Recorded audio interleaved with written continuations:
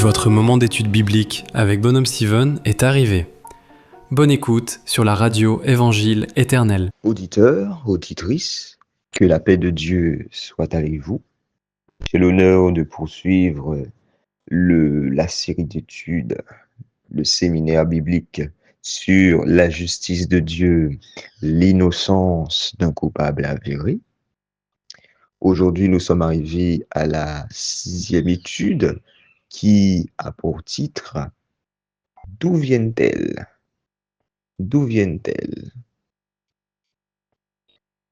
Les preuves que nous avons le droit d'aller au ciel. Nous avons vu dans l'étude précédente, Dieu sous pression, les preuves que nous avons le droit d'entrer au ciel. Nous avons vu que le premier parti, le parti du diable, avait présenté les preuves en notre défaveur, en défaveur de l'humanité pour savoir si un homme a le droit d'aller au ciel ou pas. Il a présenté les preuves négatives. Donc la présentation du péché d'Adam, qui est le péché de tous les hommes, car nous étions en lui avec lui dans ses reins, et cela a été suffisant pour que Dieu reconnaisse notre culpabilité. Toutefois, Dieu souhaite nous justifier. On a vu les mots, la définition de justifier, notamment justifier quelqu'un dans le bon sens, donc prouver son innocence, donc prouver qu'il n'a jamais commis la faute que le parti du diable a démontré. C'est le seul moyen possible pour que le pécheur puisse remplir les conditions pour avoir le droit d'aller au ciel, c'est-à-dire n'avoir jamais péché de sa vie sur cette terre. Et cela a posé une grande question éthique, morale, vis-à-vis de l'intégrité du juge, c'est-à-dire Dieu le Père, et des questions ont été posées. Mais nous avons éclairci quand même la vérité sur son caractère, c'est-à-dire qu'il ne change pas, il ne prend point le coupable pour innocent. Donc, s'il y a des preuves que la personne est coupable et qui sont vérifiées et véridiques, donc il ne va pas dire le contraire. Mais pourtant, Dieu, dans sa sagesse, dans sa miséricorde, dans son amour, dans son pardon, s'est démené pour trouver des faits, pour trouver des preuves, pour gagner le procès. Donc, en tout cas, son parti à lui, le parti de Dieu, a trouvé des faits, a trouvé des preuves, motivés par leur amour pour les hommes. Donc, les faits euh, ont été préparés, sont cachés, mais prêts à être révélés. Voilà. Donc, le diable, que ce soit le diable, le parti du diable, ceux qui assistent à ce jugement, c'est-à-dire les anges, les mondes, les êtres célestes, sont en train de regarder ce jugement avec un grand étonnement. Nous savons que Dieu tient parole. Ce que Dieu dit, même si cela semble impossible, cela se fera certainement. Et si la Bible dit que Dieu a justifié le pécheur avéré, en toute justice et avec droiture, car c'est comme cela que l'Éternel juge, avec justice et avec droiture, donc on s'attend à ce que ces preuves soient aussi convaincantes, véritables et vérités, et qui n'annulent pas les premières preuves du parti du diable. En tout cas, c'est au travers de ces preuves, ces fameuses preuves de notre innocence, que le pécheur n'a jamais péché de sa vie, que oui, l'amour de Dieu sera révélé, l'amour de Dieu sera confirmé, certifié, car dans le contexte d'un jugement, dans le contexte de justice, l'amour, les sentiments ne peuvent pas décider d'un jugement, ne peuvent pas influencer une justice, et même la justice de Dieu, non. Alors, ce sont les faits qui débloquent une affaire, les preuves, et Dieu a dû se démener pour trouver ces preuves. Maintenant là, la question fondamentale à se poser, et qui est le titre de cette 6e étude. D'où viennent-elles? D'où viennent-elles les preuves que nous avons le droit d'entrer au ciel? D'où viennent ces preuves? Par quoi Dieu a prouvé l'innocence du pécheur? Serait-ce par nous-mêmes? Serait-ce dans notre propre vie que Dieu a trouvé ces fameuses preuves? Nous le savons tous, nos vies de péché témoignent que nous sommes coupables devant la face de Dieu et devant la face des anges et des démons et des hommes. Et que le ciel ne peut nous être ouvert, notre vie. Et si même on suppose que, oui, étant nés, nous avons vécu parfaitement, d'une vie parfaite d'obéissance, à cause du péché d'Adam, le péché collectif, ce que nous avons vu dans la 3e étude et dans la 4e étude, ce péché est suffisant pour que le ciel nous ait déjà fermé avant même que nous venions à l'existence. Donc les preuves que nous sommes innocents ne peuvent pas venir de nous-mêmes. Ça, je pense que ça a été clair déjà pour tout le monde. Maintenant là, d'où viennent ces fameuses preuves? Est-ce qu'elles viennent de la loi? Serait-ce par la loi que viennent les preuves, que Dieu a trouvé les preuves que nous n'avons jamais péché sur cette terre, que nous remplissons les conditions pour avoir le droit d'aller au ciel, c'est-à-dire n'avoir jamais péché de sa vie, être juste, donc être juste, c'est-à-dire quelqu'un qui n'a jamais péché de sa vie par le passé, qui n'a jamais péché de sa vie présentement et qui n'a jamais péché de sa vie et qui ne péchera jamais de sa vie dans l'avenir. La seule définition correcte et certifiée dans la Bible de la définition du juste, eh ben, c'est ce que nous allons regarder.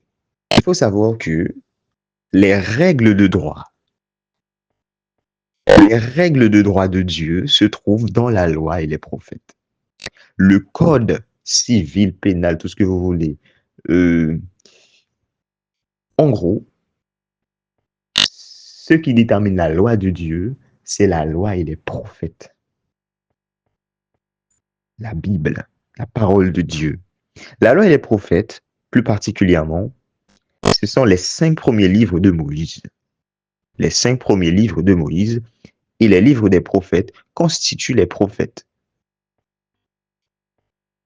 Lorsqu'on vérifie ce qui est écrit dans la loi et les prophètes, qu'est-ce qu'on constate pour nous, les pécheurs? Qu'est-ce qu'on constate?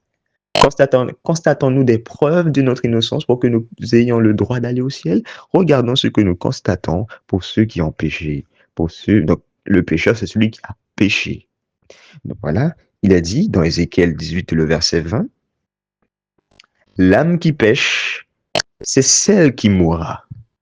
Le fils ne portera pas l'iniquité de son père, et le père ne portera pas l'iniquité de son fils.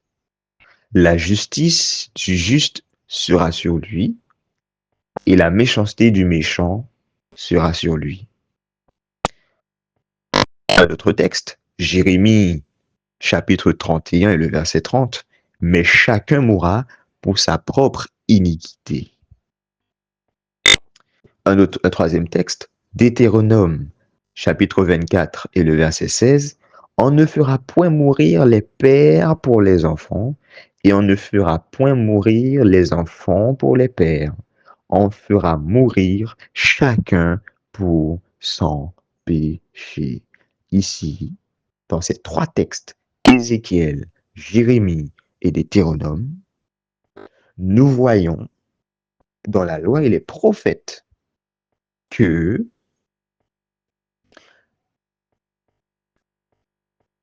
le sort du pécheur, le sort de celui qui a péché, n'est pas d'aller au ciel, mais Son sort, c'est d'aller dans la mort, à la tombe. C'est là le sort du pécheur. Et voyez vous-même, le péché eux-mêmes sont révélés par la loi. C'est-à-dire que si tu veux savoir que tu as péché, il faut regarder au travers de la loi de Dieu. Donc, lorsque tu vas chercher tes preuves de ta justification, lorsque Dieu lui-même va chercher les preuves de ta justification, s'il va chercher dans sa loi, s'il va aller chercher dans son code pénal, son code civil, qui est, entre guillemets, le code, bon, faut comprendre, c'est une image pour montrer qu'en fait, que sa loi se trouve dans la Bible. Ben, que lorsqu'on va regarder, on va voir que c'est au travers de la loi qu'est révélé notre péché. Car le péché est la transgression de la loi. Donc tu vas voir la loi dit quelque chose et tu vas voir que tu n'as pas fait ce que la loi a dit. Il est impossible à Dieu, il est impossible même à Dieu de trouver des preuves de notre innocence par la loi, puisque c'est par elle que nous connaissons le péché.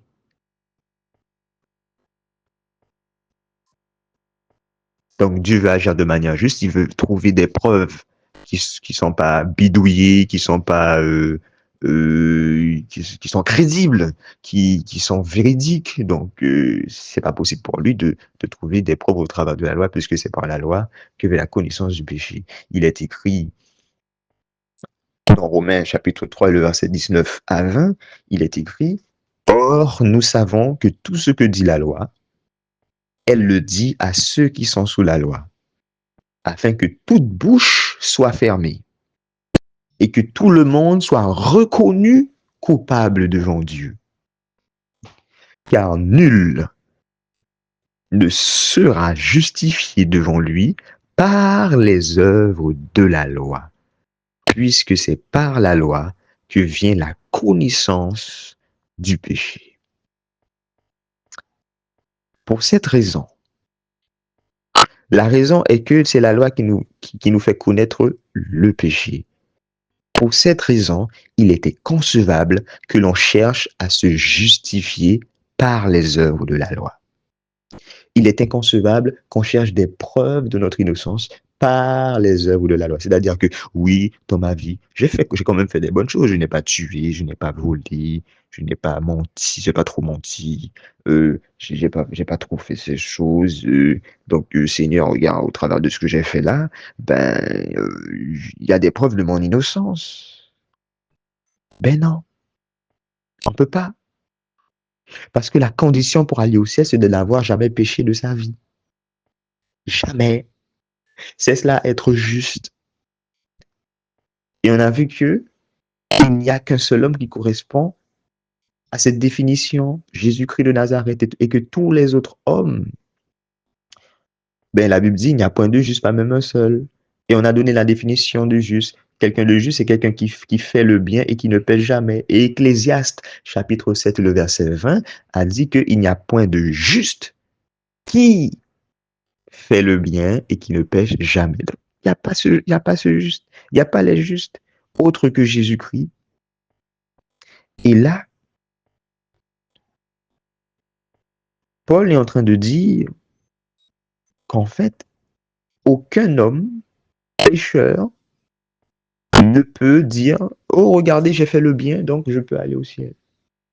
Ben non, mon ami. Tu as déjà péché une fois dans ta vie. Et même avant que tu naisses, Adam, le péché d'Adam est déjà ce qui te condamne. Est déjà par la faute, par l'offense d'un seul, comme dit Romains chapitre 5, et le verset soit 18 ou 19, 17, 18 ou 19, il est dit: par l'offense d'un seul, beaucoup ont été rendus pécheurs. C'est-à-dire tout le monde.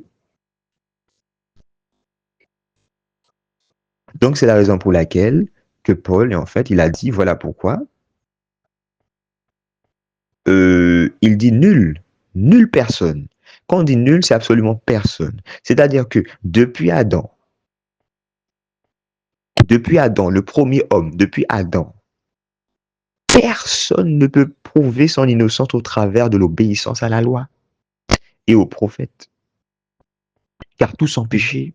C'est pour ça que Paul, encore une fois, dit: nul. Donc, nul, c'est zéro. Zéro. Personne. Nul. Absolument personne, que ce soit dans l'Ancien Testament, que ce soit dans le Nouveau Testament, absolument personne ne peut se dire justifié, sauvé. Donc, personne ne peut dire qu'il a sauvé son droit d'aller au ciel au travers de l'obéissance à la loi, puisque tu as déjà péché, mon ami. C'est la preuve suffisante que le ciel t'est fermé. Donc, l'épreuve de ton innocence, l'épreuve de l'innocence du pécheur ne peut absolument pas venir de la loi, des œuvres de la loi. Je pense que ça a été clair là. C'est pour ça que Paul dit, dans le contexte, pour savoir si quelqu'un peut aller au ciel, a le droit d'aller au ciel, non, non, non, non, non. C'est pas au travers des œuvres de la loi que tu vas trouver quelque chose. Ce n'est pas au travers des œuvres de la loi que Dieu même va trouver quelque chose. Ben non, tes œuvres sont des œuvres souillées. Ça peut pas, ça peut pas, ça peut pas, ça peut pas prouver que tu es innocent dans cette affaire-là. Ça peut pas. Il faut que tu n'aies jamais péché de ta vie. Ça peut pas. Donc, la loi de Dieu peut pas te prouver ton innocence, ni les œuvres d'obéissance que tu aurais fait dans ta vie. Non, non, non, non, non. Car tu as déjà péché. Hmm. Il est tout à fait. Laissez-moi vous dire que c'est pour ça que Paul dit dans Galates chapitre 3 et le verset 10 à 11. C'est pour ça qu'il dit ceci. Car tous ceux qui s'attachent aux œuvres de la loi sont sous la malédiction. Oui, effectivement, tu es sous la malédiction de la mort. Parce que si tu penses que c'est par tes œuvres que, oh, j'ai fait un peu de bien dans ma vie, j'ai fait du bien dans ma vie, que oui, tu as le droit d'aller au ciel. Ah, tu as perdu le procès. Tu as perdu le procès. C'est tout. Tu as perdu parce que où sont les preuves suffisantes pour que tu aies le droit, pour que tu remplis les conditions, n'avoir jamais péché de ta vie. Mais tu vas perdre le procès, c'est tout. Donc tu seras sous la malédiction du péché. La malédiction du péché, c'est la mort. Donc tous ceux qui s'attachent aux œuvres de la loi, c'est-à-dire ceux qui s'attachent, c'est-à-dire à quoi s'attacher. Paul n'est pas en train de dire en gros, que les œuvres de la loi, c'est pas bon. Hein. Ce qu'il dit, c'est que si tu t'attaches, c'est-à-dire que oh, j'ai fait un peu de bien dans ma vie, je vais tellement m'attacher, c'est par ça que je sais que oui, je vais être sauvé, c'est par ça. Je m'attache, je m'accroche à ces preuves-là. Mais tu es fou, si je peux dire, tu es fou. Comment tu peux dire que oui, c'est par tes œuvres, alors que les conditions sont terribles, n'avoir jamais péché. Tu as déjà péché, mon ami, comment tu peux dire que c'est par le fait que j'ai obéi? La loi même te montre que tu as désobéi. Comment tu peux t'attacher à ça pour dire que tu es sauvé? Non, ça ne fonctionne pas comme ça. Ben, c'est pour ça que Paul dit qu'ils sont maudits, car tous ceux qui s'attachent aux œuvres de la loi sont sous la malédiction, car il est écrit, maudit est quiconque ne serve pas tout ce qui est écrit dans le livre de la loi et ne le met pas en pratique. Et que nul ne soit justifié devant Dieu par la loi, cela est évident, puisqu'il est dit, le juste vivra par la foi. Donc le texte est clair, et que nul, donc personne, que ce soit Adam, que ce soit Abel, que ce soit Seth, que ce soit Noé, que ce soit Abraham, que ce soit David, que ce soit Gideon, que ce soit Salomon, que ce soit Samuel, que ce soit tous les grands prophètes, tous les grands hommes de l'Ancien Testament, que ce soit dans le Nouveau Testament, le fait qu'ils ont déjà péché dans leur vie, le fait qu'ils viennent d'Adam, parce qu'ils ont péché en Adam, ils ont péché en Adam et avec Adam, parce que tous les hommes étaient dans les reins d'Adam. Ben, la loi peut pas les justifier. C'est pour ça qu'il est dit que nul ne soit justifié. Nul peut prouver son innocence devant Dieu au travers de la loi, au travers de l'obéissance à la loi, parce que quand tu regardes la loi, tu as déjà péché, donc c'est déjà terminé pour toi. Depuis le péché d'Adam en Éden d'ailleurs, avant même que tu existes. Alors là, c'est pire. Donc voilà. Il est tout à fait clair que la condamnation repose sur ceux qui s'attachent aux œuvres de la loi. C'est-à-dire que puisqu'ils mettent tout leur espoir dans la loi, ils s'attachent aux œuvres de la loi pour prouver à Dieu qu'ils sont les plus justes parmi les pécheurs, car ils ont gardé la loi. Mhm. Oui, oui, oui, on va répondre, on va reprendre. C'est-à-dire, puisqu'ils mettent tout leur espoir dans la loi, ils s'attachent aux œuvres de la loi pour prouver à Dieu qu'ils sont les plus justes parmi les pécheurs, car ils ont gardé la loi, eux. Mais la vérité, c'est que c'est tout ou rien. La vérité, c'est que c'est tout ou rien. Jacques aussi a été a été, Jacques aussi a été très clair et il a très bien compris cela. Il est écrit dans Jacques 2 et Jacques chapitre 2, le verset 10 à 11, il est écrit. Et soyez attentifs, car quiconque observe toute la loi, mais pêche contre un seul commandement, devient coupable de tous. En effet, celui qui a dit tu ne commettras point d'adultère a dit aussi tu ne tueras point. Or, si tu ne commets point d'adultère, mais que tu commets un meurtre, tu deviens transgresseur de la loi. Donc, cela veut dire quoi? Aïe, aïe, aïe. En fait, garder toute la loi, non seulement, voilà, c'est garder toute la loi, donc bon. Je vais dire quelque chose qui pourra heurter, mais c'est la vérité et cela doit être dit. Garder toute la loi, c'est de n'avoir jamais péché. Car si tu dis, ah, j'ai gardé la loi, mais que finalement, tu n'as pas gardé un des lois, ben, tu n'as pas gardé la loi. Tu l'as transgressé. Et le transgresseur, c'est le pécheur. Donc, quelqu'un qui a gardé la loi, toute la loi, c'est quelqu'un qui n'a jamais péché de toute sa vie.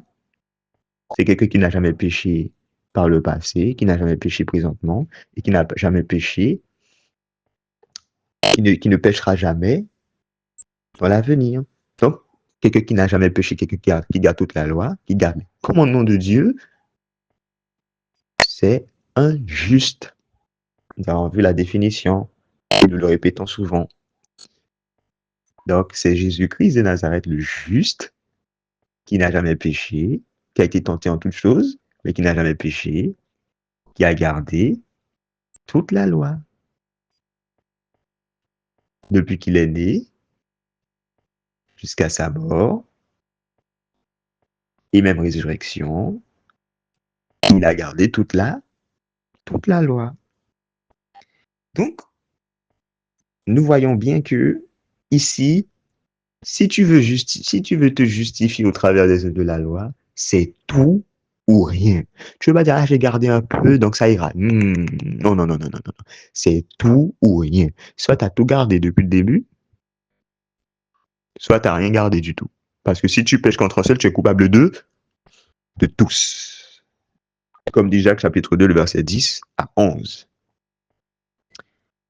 Les ministres de l'Évangile ont été clairs, que ce soit Jacques, Paul. Paul, lui, a été démonstratif, surtout vis-à-vis de son peuple, les Juifs. Ah, vous connaissez les Juifs, à cause de leurs privilèges divins, les prophéties bibliques qu'ils ont. Ils ont eu beaucoup de prophéties bibliques. Les miracles qu'ils ont, leur sein, le Messie qui doit venir d'eux. Les Juifs se sont crus au-dessus de tous les hommes. Les Juifs se sont crus au-dessus de tous les hommes à cause de tous ces privilèges. Dans Romains chapitre 1 et chapitre 2, Paul est en train d'entrer dans leur jeu. C'est-à-dire, puisque c'est par la loi qu'ils se sentent supérieurs, c'est-à-dire les Juifs, puisque les Juifs se sentent supérieurs parce qu'ils ont gardé plus longtemps la loi que les autres, les païens, etc., les Grecs, etc., qui se sont circoncis le 8e jour, ils ont commencé à obéir à la loi très tôt dans leur vie. Donc, ils se sentent supérieurs, ils se sont les moins pécheurs sur la terre. Donc, voilà, c'est par la loi, et bien c'est par la loi aussi que Paul va démontrer que les Juifs sont les pécheurs. C'est aussi par la loi que Paul va démontrer que les Juifs sont les pécheurs, donc il va entrer aussi dans leur jeu. Voilà, il va démontrer que c'est par la loi qu'ils sont des pécheurs, comme le reste du monde, et voire même plus, les plus grands pécheurs. Pourquoi? Parce que, parce que eux, ils connaissent la loi. Ils ne la mettent pas en pratique. Donc, ce sont les plus grands pécheurs parce que eux, ils connaissent la loi, parce que eux, ils connaissent ce que Dieu veut, mais ils ne la mettent pas en pratique. C'est pour ça que non seulement eux qui se croyaient supérieurs parce qu'ils ont gardé un peu la loi, donc eux, ils s'attachaient aux œuvres, ils comptaient gagner le procès pour savoir s'ils peuvent aller au ciel au travers de ce qu'ils ont fait de bien, mais ils allaient perdre. Mhm. Ils allaient perdre le procès. Mais Paul va les faire redescendre sur, si je peux dire, sur terre. Il va les faire redescendre sur terre en présentant Romains chapitre 1 et Romains chapitre 2, en leur montrant que, mais toi qui dis que tu es sauvé en obéissant à la loi, ben je vais te montrer qu'en fait tu es pécheur, tout comme tout le monde, voire même pire, parce que tu connais la loi, mais tu la transgresses. Romains chapitre 2, le verset 21 à 24, il est écrit, toi donc, qui enseignes les autres, tu ne t'enseignes pas toi-même. Toi qui prêches de ne pas dérober, tu dérobes. Toi qui dis de ne pas commettre d'adultère, tu commets l'adultère. Toi qui as en abomination les idoles, tu commets des sacrilèges. Toi qui te fais une gloire de la loi, tu déshonores Dieu par la transgression de la loi. Car le nom de Dieu est à cause de vous blasphémé parmi les païens, comme cela est écrit. Donc, Romains chapitre 1, Romains chapitre 2 et un peu de Romains chapitre 3. Si je peux dire, Paul remet les pendules à l'heure en ce qui se concerne quelqu'un qui va s'attacher aux œuvres de la loi pour prouver son innocence devant cette affaire. Peut-il aller au ciel? C'est impossible, car il faut n'avoir jamais péché de toute sa vie. Et Paul, c'est pour ça qu'il insiste vraiment en disant que nul ne peut être justifié devant Dieu par les œuvres de la loi. Ni juif, ni les païens ne peuvent se réclamer comme innocents en prouvant qu'il a gardé la loi, car en réalité, la loi n'a pas été gardée, car ils ont péché. Quoi donc? Sommes-nous plus excellents? Nullement. Car nous avons déjà prouvé que tous, juifs et grecs, sont sous l'empire du péché, selon ce qu'il est écrit. Selon qu'il est écrit, il n'y a point de juste, pas même un seul. Ce passage se trouve dans Romains chapitre 3 et le verset 9 à 10. Donc nous avons vu premièrement que d'où viennent ces preuves, ces fameuses preuves de notre innocence, ces fameuses preuves que nous avons le droit d'entrer dans le royaume des cieux. Eh bien, ça ne vient pas de nous-mêmes, de notre propre vie, car elle ne témoigne pas, elle ne témoigne pas de notre innocence. Au contraire, elle témoigne de notre culpabilité. Ces preuves ne peuvent pas venir de la loi de Dieu, car la loi de Dieu montre clairement que nous sommes pécheurs et que les œuvres de la loi que nous aurions fait, ne peuvent, n'a pas de force juridique suffisante pour nous prouver, pour prouver devant Dieu et devant tous que oui, le pécheur peut aller au ciel, car s'il a déjà péché au moins une fois, c'est terminé. Donc, d'où viennent alors ces fameuses preuves? On continue. On continue. Mais j'aimerais quand même rajouter, avant de continuer, ce passage que j'ai oublié, cette petite réflexion. Maintenant, maintenant, il faut comprendre que chercher à prouver notre innocence par la loi, bien que cela soit inutile, rend-il la loi mauvaise? Est-ce que le fait que oui, on n'arrive pas à trouver les preuves euh, dans la loi de Dieu, ça fait que la loi de Dieu n'est pas bon? Si on n'arrive pas à trouver les preuves de notre innocence, les preuves que nous n'avons jamais péché sur cette terre pour avoir le droit d'aller au ciel, si on ne trouve pas ça dans la loi, est-ce que ça fait que la loi, elle n'est pas bonne, elle est mauvaise? Vous savez, il faut bien faire le distinguo. Il faut bien faire la différence. L'accusation de Paul, comme je l'avais dit précédemment, ne se concentre, ne se concentre uniquement, se concentre uniquement sur ceux qui veulent prouver leur innocence par la loi. On a bien vu, on a bien vu cela est impossible. En revanche, la loi, elle est elle-même, la loi en elle-même n'est pas mauvaise, elle n'est pas reprochable. Si elle l'était, alors la faute serait attribuée aux législateurs de la loi et des prophètes. C'est-à-dire que si la loi n'est pas bonne, si la loi est injuste, ben, c'est la faute de celui qui a mis ces lois. Donc c'est la faute de Dieu en gros. Si la loi n'est pas bonne, si la loi est mauvaise. Toutefois, Dieu a-t-il péché en établissant des règles de justice? Ben oui, les règles qu'il a mis, les lois qu'il a mis, c'est les lois ce sont des règles de justice. Est-ce que Dieu a péché parce que la loi n'est pas bonne? Non, il n'a pas péché. Donc s'il n'a pas péché, s'il n'y a point d'iniquité en lui, ben, ça veut dire que la loi elle est bonne. Est-ce que le Père serait coupable de donner des règles de justice dans sa maison, puisqu'il est un Dieu d'ordre? Il faut une justice pour que l'ordre règne. Il faut une loi pour qu'une justice soit réellement une justice. Donc écoutez, le schéma est là. Le schéma est bien présent. Non, la loi est juste, bonne et sainte, comme Dieu est juste, bon et saint. Selon ce qu'il est écrit, Romains 7, le verset 12, la loi donc est sainte, et le commandement est saint, juste et bon. Donc le problème, ce n'est pas la loi, ce n'est pas aussi le législateur qui a mis ces lois.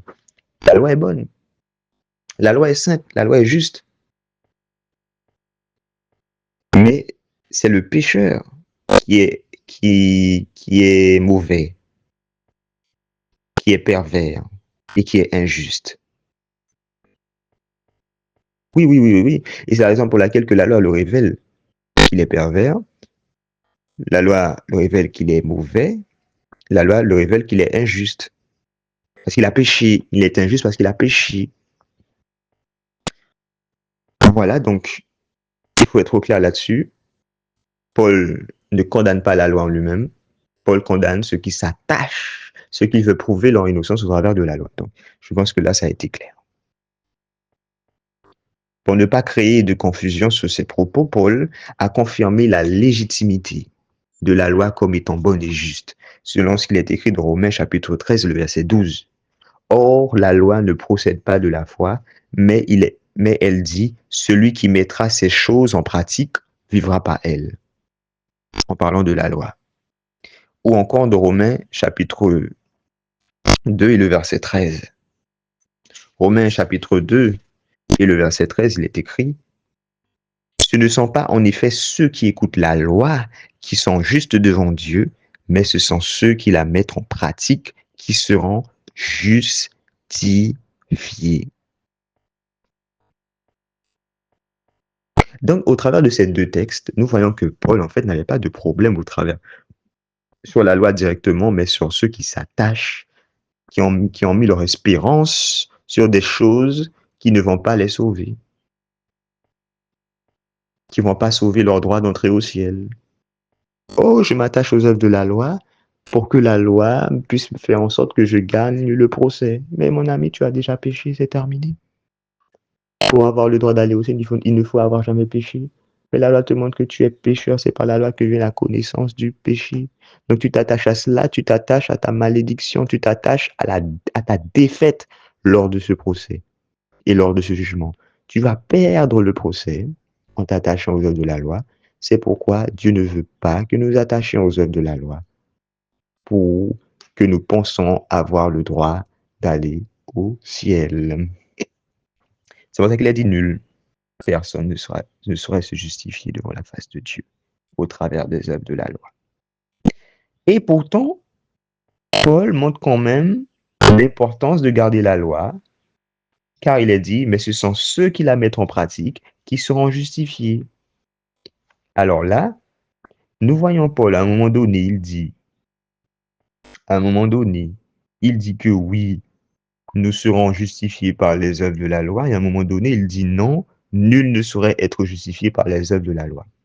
Donc, ici, lorsque nous voyons deux éléments qui semblent être contradictoires, la première question qu'il faut se poser, dans quel cas de mesure cela est vérité et dans quel cas de mesure cela est mensonge? Alors, dans le cas où un homme ou Dieu veut prouver l'innocence du pécheur pour avoir le droit d'aller au ciel, c'est-à-dire n'avoir jamais péché de sa vie. Là, les œuvres de la loi sont nulles, car le pécheur a déjà péché. Donc, dans ce contexte-là, dans ce cas de figure, dans ce cadre-là, dans ce cas, nul ne peut être justifié par les œuvres de la loi. Les œuvres de la loi n'ont aucune efficacité, n'ont aucune justification possible dans ce cas de mesure-là. Mais dans un autre cas de mesure, dans un autre cas de mesure, les œuvres de la loi justifient que tu as la foi, que tu as la foi. Oui, oui, oui, oui, oui. Les œuvres de la loi justifient que tu as la foi. C'est ce que nous allons voir. Ainsi, Paul montre que Dieu attend de nous quand même que nous marchions selon ses commandements. Il est venu sauver l'homme du péché. Il est normal qu'il désire nous voir obéir, car le péché, c'est l'obéissance à sa loi. C'est la désobéissance à sa loi, car le péché, c'est la désobéissance à sa loi. Ainsi, la loi a toute son importance, même si elle ne prouvera jamais l'innocence du pécheur. La loi ne peut pas prouver qu'un pécheur n'a jamais péché de sa vie. Mais l'obéissance à la loi prouve autre chose. Je répète. Mais l'obéissance à la loi prouve autre chose. L'obéissance prouve que nous avons la foi en Jésus, selon ce qu'il est écrit.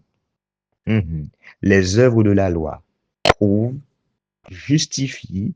Ah, on commence à comprendre peut-être. Les œuvres de la loi prouvent et justifient que nous avons la foi en Jésus, que nous avons mis notre espérance en Jésus. Selon ce qu'il est écrit dans Jacques 2 et le verset 17 à 24, il en est ainsi de la foi. Si elle n'a pas les œuvres, elle est morte en elle-même. Mais quelqu'un dira, toi tu as la foi, et moi j'ai les œuvres. Montre-moi ta foi sans les œuvres, et moi je te montrerai la foi par mes œuvres.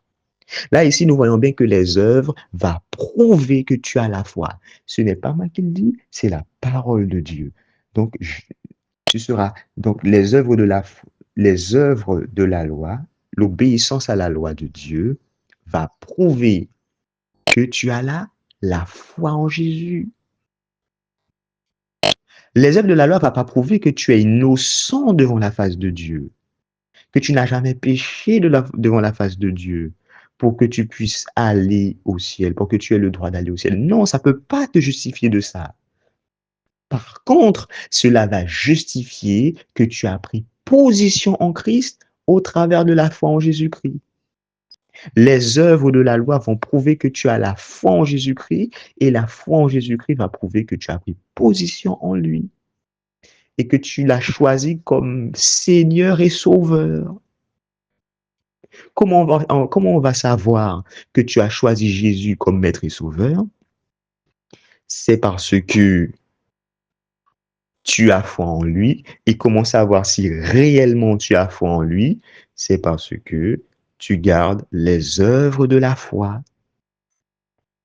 Les œuvres. La foi amène à l'obéissance. C'est par la foi c'est par la foi que Noé, divinement averti à la construire une arche, etc. Voyez-vous? Je reprends le verset 17 à continue. Il en est ainsi de la foi. Si elle n'a pas les œuvres, elle est morte en elle-même. Mais quelqu'un dira, toi tu as la foi et moi j'ai les œuvres. Montre-toi, montre-moi ta foi sans les œuvres. Et moi, je te montrerai la foi par mes œuvres.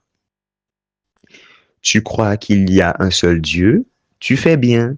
Les démons le croient aussi et ils tremblent. Quelle est la différence entre toi et les démons, auditeur?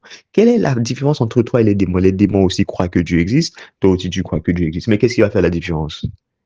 Les démons n'obéissent pas à Dieu ou n'obéissent plus à Dieu lorsqu'ils ont chuté du ciel. Mais la différence entre le croyant, le serviteur de Dieu sur la terre et les démons, c'est que les deux croient, c'est vrai, donc c'est la ressemblance, mais la différence, c'est qu'il y a un qui obéit à Dieu, à ses commandements, à sa volonté, à sa loi, et les démons n'obéissent pas à ses commandements, à sa volonté, à sa loi. C'est pour ça que Jacques dit, eh ben, crois-le. Si tu veux me prouver la foi sans les œuvres, eh ben, je te fais comprendre que tu es dans le même rang que les démons. Tu es dans la même catégorie que les démons, qui, eux, ils croient que Dieu existe, c'est vrai. Ils croient à l'existence de Dieu. Ils l'ont même vu. Mais par contre, ils n'obéissent pas. Donc, la loi, l'observation, les œuvres de la loi, l'observation de la loi est la preuve que tu as la foi en Jésus. Voilà donc. Donc, nous avons vu que dans un certain cas, les œuvres de la loi peuvent nous justifier. Et dans un autre cas, les œuvres de la loi ne nous justifient pas. Les œuvres de la loi ne nous justifient pas à notre innocence devant la face de Dieu pour avoir le droit d'aller au ciel. Par contre, les œuvres de la loi, dans un autre cas, justifient que nous avons la foi, prouvent que nous avons la foi en Jésus, Christ de Nazareth. Voilà, donc, si nous reprenons tout ce que nous avons vu, les preuves de notre innocence, les preuves que nous avons le droit d'aller au ciel, ne viennent ni de nous-mêmes, de notre propre vie, ni de la loi, ni des œuvres de la loi.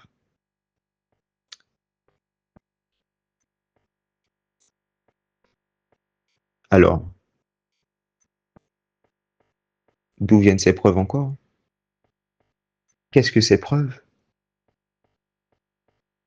C'est la grande question à se poser. Puisque nous avons vu que cela ne vient pas de tout cela. Dieu ne veut pas trouver, c'est impossible à Dieu de trouver ces fameuses preuves dans notre propre vie ou dans la loi ou par les œuvres de justice que nous aurions faites. Non. Alors où il va trouver ça? Ce qui nous intéresse, c'est ce qui nous sauve, notre droit d'entrer au ciel. C'est d'avoir et de connaître ces fameuses preuves de notre innocence. Ces preuves, encore une fois, sont nécessaires pour prouver que nous sommes justes. Nous qui sommes des pécheurs confirmés, avérés, certifiés. Ces preuves seront décisives afin que le pécheur obtienne le droit d'entrer dans le royaume de Dieu. Dieu veut justifier le pécheur, encore une fois. Puisque le péché prive du droit d'entrer au ciel, Dieu doit démontrer légalement que nous n'avons jamais péché de nos vies sur cette terre pour nous donner le droit d'entrer au ciel. Où sont les preuves que nous n'avons jamais péché de nos vies, alors que nous avons tous péché au moins une fois dans nos vies? Et même le péché d'Adam nous ferme les portes du ciel. Nous avons vu que notre salut ne pouvait pas venir de la loi, car elle ne prouve elle ne prouve pas cela. Elle ne prouve pas notre innocence, elle prouve que nous sommes pécheurs. Notre justification ne pouvait venir de la loi, ne pouvait pas venir de la loi de Dieu. C'est pourquoi les preuves de notre innocence viennent en dehors de la loi. Je répète, c'est pourquoi les preuves de notre innocence, les preuves que nous n'avons jamais péché de notre vie viennent en dehors de la loi. selon ce qu'il est écrit dans Romains 3, chapitre 3 et le verset 21. Mais maintenant, sans la loi, est manifestée la justice de Dieu à laquelle rendent témoignage la loi et les prophètes. Je répète, mais maintenant, sans la loi, cette même loi qui ne peut pas prouver notre innocence, mais qui, au contraire, nous révèle clairement que nous sommes condamnés. Eh bien, sans cette loi est manifestée la justice de Dieu à laquelle rendent témoignage la loi et les prophètes.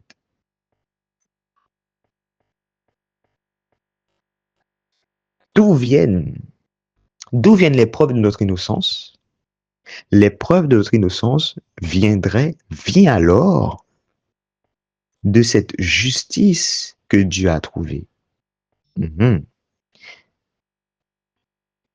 Cette justice a permis que nous soyons sauvés. Cette justice a permis que nous soyons justifiés. Cette justice a permis que nous soyons innocentés. C'est la justice de Dieu. Et dans cette justice de Dieu se trouvent les preuves de notre innocence, les preuves que nous n'avons jamais péché de cette vie sur cette terre. Toutefois, nous voyons précédemment que la justice de la loi nous trouve condamnables. Elle nous déclare coupables. Encore une fois, c'est une chose étrange. Parce que la justice de la loi, c'est aussi la justice de Dieu. Puisque c'est Dieu qui a établi la loi pour établir sa justice.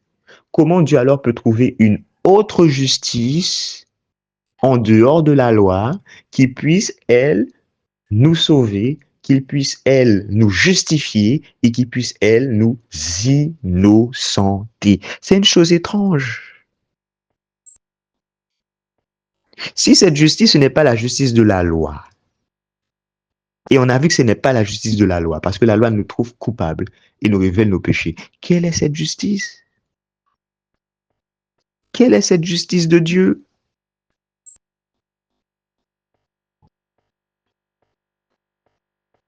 Et oui,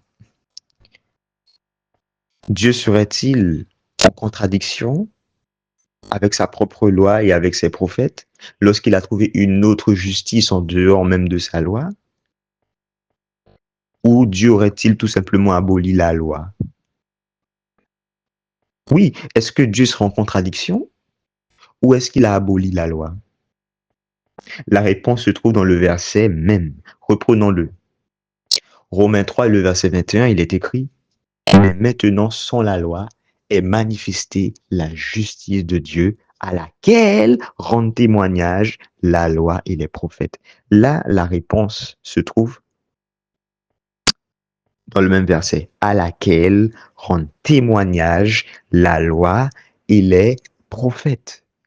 Cela veut dire que la loi nous fait, le verset nous fait comprendre que sans la loi, la justice de Dieu a agi pour nous sauver. C'est-à-dire que puisque la loi ne peut rien faire pour nous, la loi nous révèle que nous sommes pécheurs, donc il n'y a pas de preuve d'innocence possible au travers de la loi, mais la loi reste là et une autre justice agit, la justice de Dieu, qui est en dehors de la loi, mais pour autant, la loi et les prophètes rendent un bon témoignage à la justice de Dieu. Qu'est-ce que cela veut dire? Dans la Bible, un témoignage, c'est rendre un bon témoignage. Selon ce qu'il est écrit dans le troisième épître de Jean, le chapitre 1 et le verset 12, il est écrit: tous, et la vérité elle-même, rendent un bon témoignage à Démétrius. Nous aussi, nous lui rendons témoignage, et tu sais que notre témoignage est vrai. Donc, ce qui se passe, c'est que cette justice de Dieu qui s'est manifestée, donc cette justice de Dieu qui a agi sans la loi, cette justice de Dieu a prouvé notre innocence, a prouvé que, oui, nous n'avons jamais péché de notre vie. Sans l'intervention de la loi reste là, mais cette justice de Dieu agit, prouve, démontre, justifie, sauve, innocente. Et il est dit dans le même texte que la loi, lorsqu'elle regarde cette justice de Dieu agir, lorsqu'elle regarde lorsque la loi regarde cette justice de Dieu intervenir pour le pécheur, en faveur du pécheur, pour l'innocenter, pour le sauver, au lieu de dire que ce n'est pas bon, elle dit en fait que oui, c'est bon. C'est correct ce que cette justice de Dieu a fait. C'est pour ça qu'il dit que à laquelle rendent témoignage la loi et les prophètes. C'est-à-dire qu'il y a un bon témoignage qui est donné. Pourquoi la loi et les prophètes rendraient un bon témoignage à cette justice de Dieu qui a été manifestée? Cela veut dire que la loi, qu'est-ce que demandait la loi? On l'avait vu au début. On l'avait vu au début. La loi qui demandait la mort du pécheur. C'est-à-dire, Jérémie, chapitre 31, le verset 30. Mais chacun mourra pour sa propre iniquité. Deutéronome, chapitre 24, le verset 16. On ne fera point mourir les pères pour les enfants, et on ne fera point mourir les enfants pour leurs pères. On fera mourir chacun pour son péché. Eh bien, les exigences de la loi ont été accomplies dans la justice de Dieu. C'est la raison pour laquelle que la loi et les prophètes rendent un bon témoignage à la justice de Dieu. C'est la raison pour laquelle que la loi et les prophètes applaudissent, félicitent la justice de Dieu, car étonnamment, la loi et les prophètes ont vu que la justice de Dieu nous a sauvés, a réussi à nous justifier, a réussi à nous innocenter, a réussi à démontrer que nous n'avons jamais péché dans notre vie sur cette terre, et en même temps, leur exigence vis-à-vis du pécheur, donc le pécheur doit mourir, a été accomplie par cette justice de Dieu et dans cette justice de Dieu qui a été manifestée.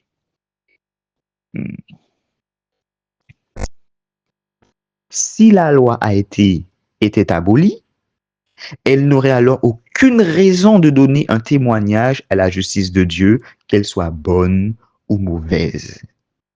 Mais lorsque le verset nous montre que la loi aussi, ainsi que les prophètes, ont rendu ce témoignage, cela veut dire que lorsque Paul déclare que sans la loi est manifestée la justice de Dieu, il est en train de dire que sans l'intervention de la loi, la justice de Dieu a intervenu. Sans l'intervention de la loi, la justice de Dieu a agi seule. La loi ne pouvait pas nous sauver et nous innocenter, car elle nous révélait nos péchés. Elle nous révèle que c'est par nos péchés que nous sommes condamnés. De ce fait, la justice de Dieu s'est manifestée tout seul. La justice de Dieu s'est mise en action toute seule. Elle parvient à nous sauver, elle parvient à prouver que nous sommes justes, n'ayant jamais commis de péché de nos vies. La loi et les prophètes sont épatés, émerveillés, fascinés. Ils félicitent cette justice de Dieu qui nous a sauvés. Et c'est là rendre un bon témoignage à cette justice de Dieu. Pourquoi la loi et les prophètes félicitent-ils la justice de Dieu? Nous l'avons dit. La raison est que cette justice accomplit leurs exigences sans qu'il y ait abolition de la loi. Cela veut dire que il n'y a pas de magouille. Il n'y a pas de magouille dans la justice de Dieu. Il n'y a pas de magouille dans le jugement de Dieu. Ah, parce que oui, j'aime le pécheur tellement. Bon, qu'est-ce qui va se passer? On va abolir la loi. On va abolir la loi pour que il y a plus de péché. Parce que le péché a son existence parce qu'il y a la loi. Parce que le péché est la transgression de la loi. Donc, si on abolit la loi, ben, il n'y a plus de péché.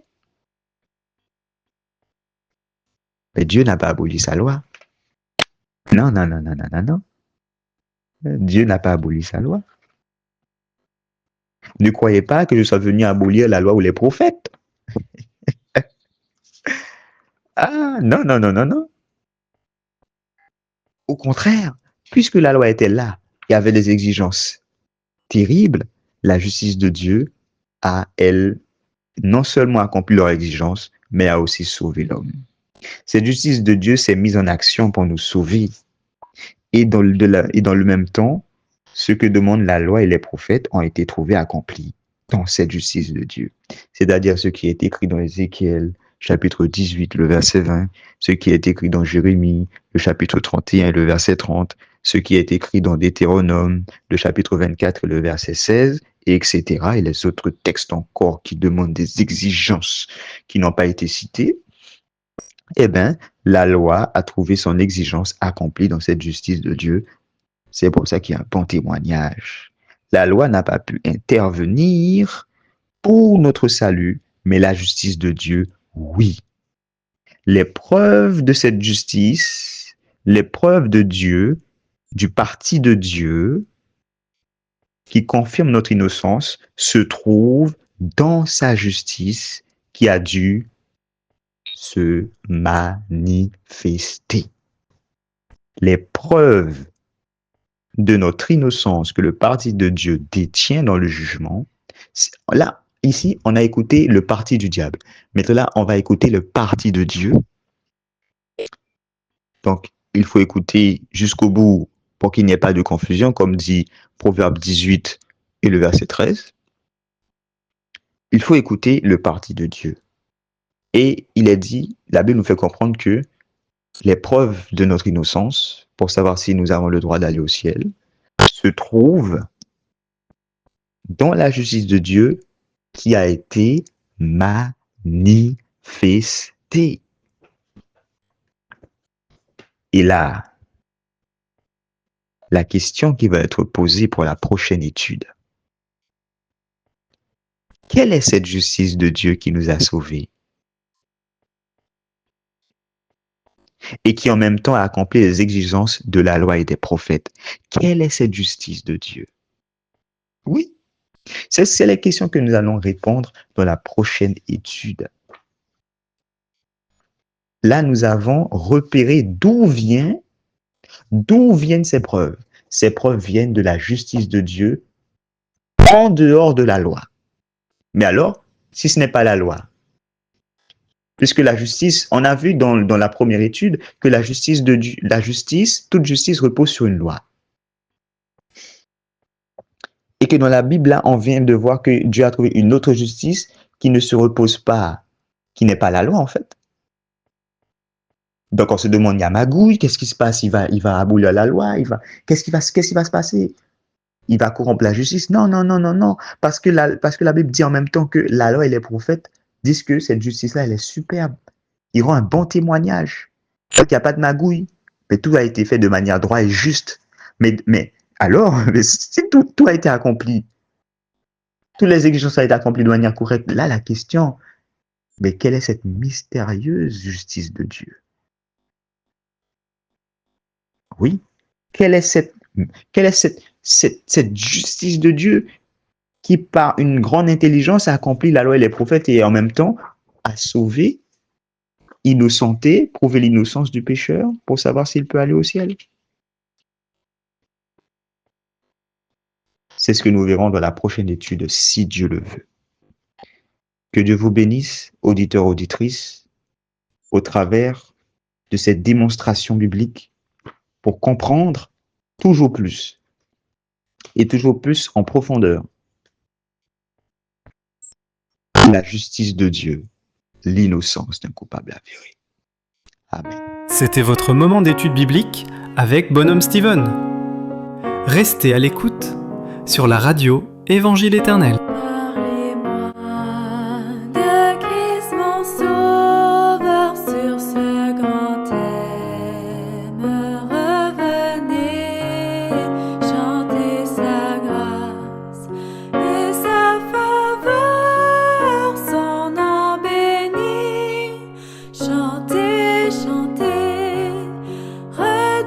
Redites-moi la douce histoire de cet